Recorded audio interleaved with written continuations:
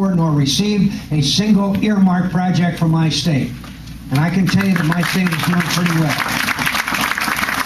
And according to recent reports, Senator Clinton has gotten $500 million worth of earmark projects, including what you may know about the Woodstock Concert Museum.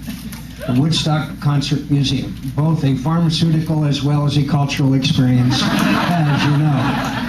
And frankly, if the people in New York want to spend money for that museum, let them. But I don't want them to spend your money, and I don't want them to spend the people of Arizona's money to do it. So I'll stop the spending. Look, we're going through a period of economic difficulty coming up. I don't know how hard the economy is going to be hit by the subprime lending thing. I don't know any expert that does. But I think we all know it's going to be a difficult time. And we have to make sure that people are able to stay in their homes. When people are struggling to stay in their homes and meet their interest payments, then I think that we should well, here's the phone, and it is not my wife. I promise you it's not my wife, and I will cut it off at this moment. It says goodbye. Goodbye.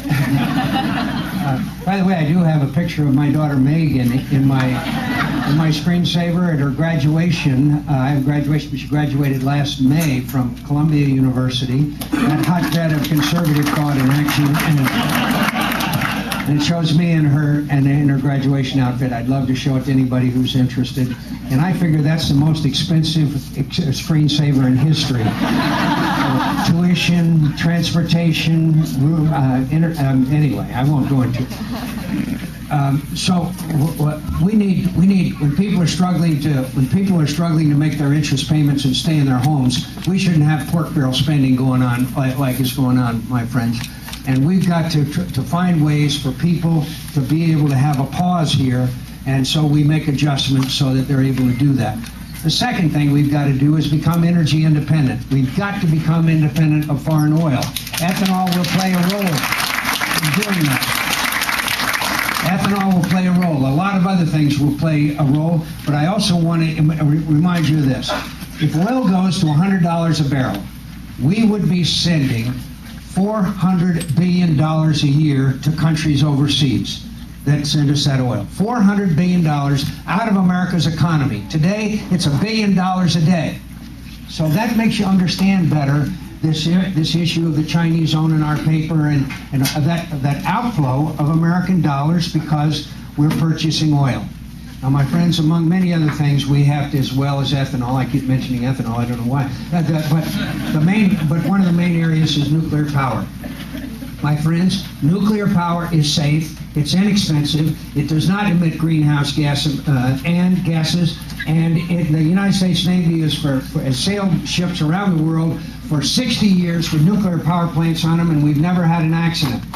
And I believe we have to go, we either reprocess or we store the waste or maybe both.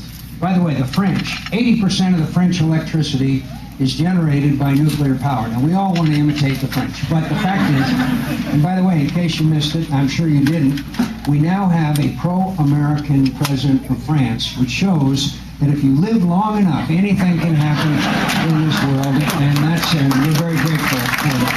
So, now let me just end up talking to you about the war in Iraq very briefly. My friends, I keep hearing from commentators. They say, "Well, the war in Iraq has receded from the front pages. How does that make you feel?" I said, "It makes me feel wonderful. It makes me feel wonderful because we are succeeding in Iraq, because the casualties are down, because things are better in Iraq, and they are better." My friends, I was there Thanksgiving. And I guarantee you, from what I've seen, we are succeeding. But I want to emphasize to you, as strongly as I can, if you remember nothing I say, remember this. Al-Qaeda is on the run. They are not defeated. They're on the run, but they're not defeated. In Anbar province today, my friends, there was a few weeks ago in Ramadi, one of the hottest places there ever was in this whole conflict. They had a 5K run. One of the leading news outlets on the evening news about a week or so ago had a story about they went for 24 hours in Baghdad without a single act of violence. It's a dramatic change and a dramatic improvement, but we still have a long way to go. What's the bad news? The Maliki government is still not functioning effectively, although there is some movement. The Iraqi police are still ridden with Shiite militias. And the hardest thing in any country, in the world, in the history of any democracy, my friends, is not elections. You can have an election every day. It's rule of law. Rule of law. Al-Qaeda's #1 target in Iraq today are judges. They want to kill the judges. And you can certainly understand why when you think about it. But I want to tell you that I believe that if we continue, that success will be Iraqis taking over more and more of their responsibilities that are now handled by American military. American military withdraws to bases. The Iraqi government starts functioning, flawed but effectively. My friends, there's no Thomas Jeffersons in Iraq. Saddam Hussein killed off any of them, killed them off. So it's going to be hard and long and tough. But I guarantee you, if we'd have done what the Democrats wanted to do 6 months ago, and that is set a date for withdrawal, Al-Qaeda would be bragging to the world that they beat the United States of America. So let's remember these brave young Americans during this holiday season as they are serving their country far away and in harm's way. And I just want to just end up with a brief story to tell you, and that is that when I supported this Petraeus surge, which no other candidate, there is no other one running on either side that said the Rumsfeld strategy is doomed to failure and the Petraeus strategy is the one that can succeed. Why did I know that? Because I've spent my life, my friends, the last 20 years on national security issues, and I have the knowledge and the experience and the judgment to lead. And none of the others did. In fact, I was criticized severely for being disloyal to Rumsfeld at the time. I think you know where my loyalty lay. So finally, and when things are at their worst, many people predicted that John McCain's political career was over. And I said at the time that I'd rather lose a campaign than lose a war.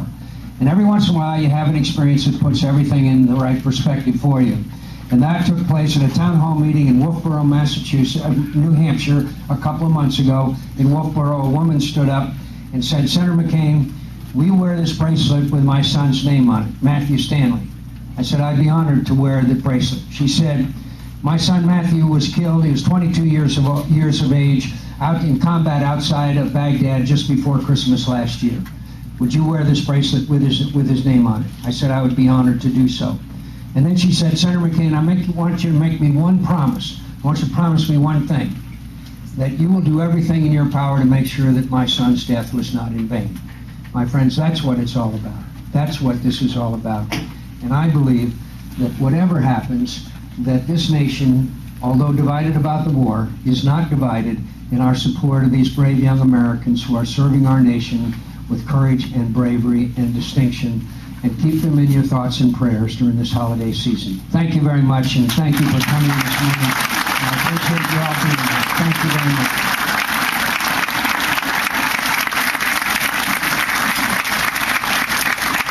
Now, if there's a question or comment, I'd be more than happy to respond. Yes, sir. With regards to Climate change. Yes, sir.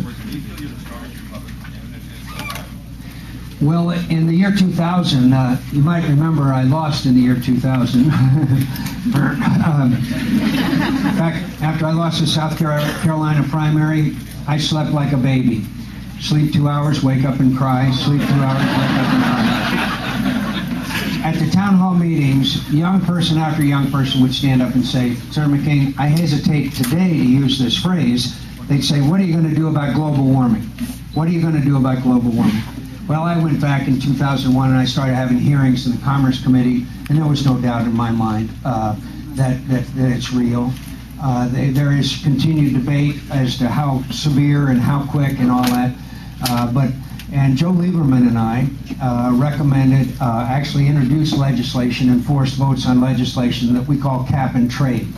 And that means that if someone is able to reduce their greenhouse gas emissions, an enterprise is, then they earn a credit and they can sell that to a company that is increasing those with a gradual overall reduction of greenhouse gas emissions.